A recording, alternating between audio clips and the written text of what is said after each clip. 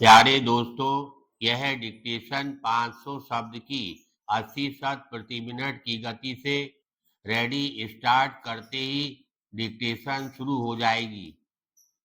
Ready start. महोदय, लेखकों से मिलना सदा ही विशिष्ट सुअवसर होता है और आप सबका हमारी राजधानी में स्वागत है।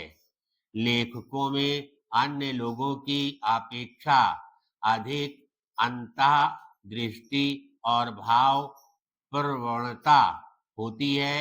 लेखक ने मनुष्य के मन को सशक्त रूप से प्रभावित किया है और उसकी चेतना और संवेदना को बढ़ाया है। लेखक और कवि मानव की अंतरंग आकांक्षाओं को वाणी प्रदान करते हैं। वे राष्ट्र की मूल आस्थाओं और आदर्शों को पुष्ट करते हैं। प्रायः लेखक विरोध के भी अग्रणी रहे हैं। उन्होंने विदेशी शासन और स्वदेश में सामाजिक अन्याय के विरुद्ध भी आवाज उठाई है। भारत में भी हमारे स्वतंत्रता आंदोलन और समाज सुधार आंदोलन के बहुत से नेता स्वयं बड़े अच्छे लेखक रहे। कुछ अन्य का लेखकों और विचारकों से निकट का संबंध रहा। यह होना स्वाभाविक ही है, क्योंकि तब तक कोई भी राजनीतिक या सामाजिक कायापलट नहीं हो सकती जब तक कि उसी के समान बौद्धिक प्रयास भी ना हो।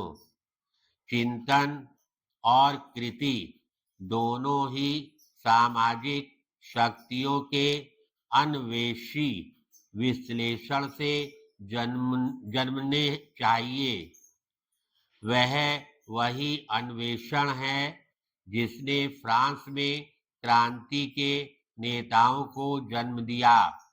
रूस में इसने लेनिन और गोर्की को और भारत में टैगोर, गांधी और नेहरू को पैदा किया।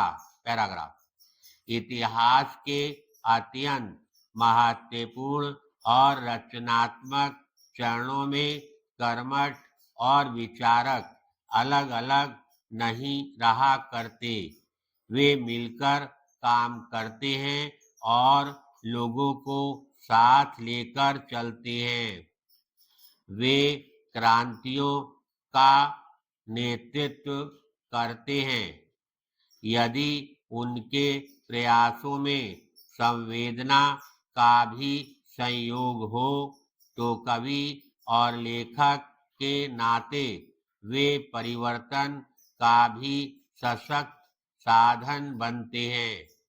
यदि लेखक अपने चारों ओर की ख्याति को नकारते रहते हैं तो वे अप्रासंगिक हो जाते हैं और प्रगति के मार्ग में बाधक भी हो सकते हैं। लेखकों का उद्देश्य सत्य और सौंदर्य की अपनी तलाश को लोगों तक संप्रेषित करना होता है।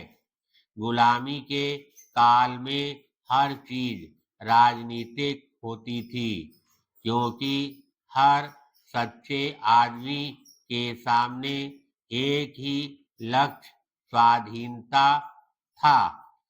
स्वाधीनता प्रेम ही प्रत्येक सृजनात्मक प्रयास का केंद्र होता था। अफ्रीका और एशिया के अधिकांश राष्ट्र अब स्वतंत्रता प्राप्त कर चुके हैं। अब हम अपने ही देश में परदेशी होने के तिरस्कार को दूर कर चुके हैं। फिर भी हमारे दो महाद्वीपों में कुछ ऐसे लोग हैं जो स्वतंत्रता और समानता के लिए संघर्षरत हैं, उन सब सिपाहियों के लिए जो स्वतंत्रता और राष्ट्र सम्मान के लिए लड़ रहे हैं, हम स्वाभाविक रूप से अपनी सहानुभूति प्रकट करते हैं और उन्हें प्रणाम करते हैं। पैराग्राफ। यद्यपि हम राजनीतिक रूप से स्वतंत्र और प्रभुता संपन्न हैं, पर स्वतंत्रता की लड़ाई अभी पूरी तरह समाप्त नहीं हुई है। सामाजिक कायापलट तो अभी होना शेष है। हमारे ही देश में कुछ ताकतें ऐसी हैं जो सदा स्वतंत्रता को कम करने के लिए काम कर रही हैं। कुछ यह चाहती हैं कि नव स्वतंत्र राष्ट्र कमजोर और बंटे हुए रहें। दुर्भाग्य से कुछ लेखक भी कभी-कभी इन ताकतों के जाल में फंस जाते हैं। धन्यवाद।